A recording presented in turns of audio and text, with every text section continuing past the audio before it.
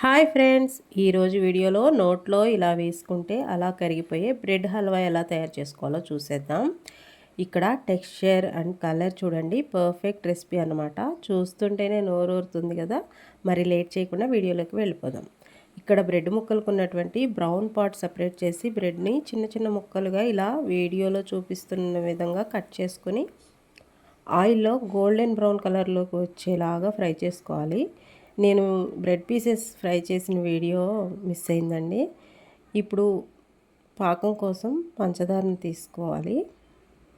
1 cup పంచదారకి 1 కప్పున్నర water పోసుకొని పాకం లేత తీగ పాకం వచ్చే వరకు పంచదారని కలుపుతూ ఉండాలి. ఈ పంచదార పాకంలోనే కొద్దిగా కుంకుమ పువ్వును వేసుకోవాలి. ఈ కుంకుమ పువ్వు వల్ల బ్రెడ్ హల్వాకి మంచి కలర్ వస్తుందండి. అలాగే ఆ పాకంలోనే యాలకులు కూడా కచ్చాపచ్చాగా దంచి వేసుకోవాలి. పాకం తయారయ్యే లోపు మనం జీడిపప్పు కిస్మిస్ని నేతిలో వేయించి పక్కన పెట్టుకోవాలి.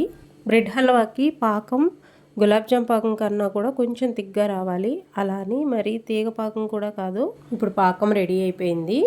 ఇప్పుడు మనం ఫ్రై చేసి పక్కన పెట్టుకున్న బ్రెడ్ పీసెస్ అన్నిటిని పాకంలో వేసేసుకోవాలి. ఇవి మొత్తం కలిసేలా ఒకసారి కలుపుకొని లో ఫ్లేమ్లో బ్రెడ్ పీసెస్ పాకం మొత్తం పీల్చేలాగా ఉడికించుకోవాలి. ఇప్పుడు ఇందులోనే ఒక అరకప్పు కాచి చల్లార్చిన చిక్కటి పాలు పోసుకోవాలి. ఈ పాకం మొత్తం పీల్చుకున్నాక బ్రెడ్ పీసెస్ను మెత్తగా మ్యాష్ చేసుకోవాలి.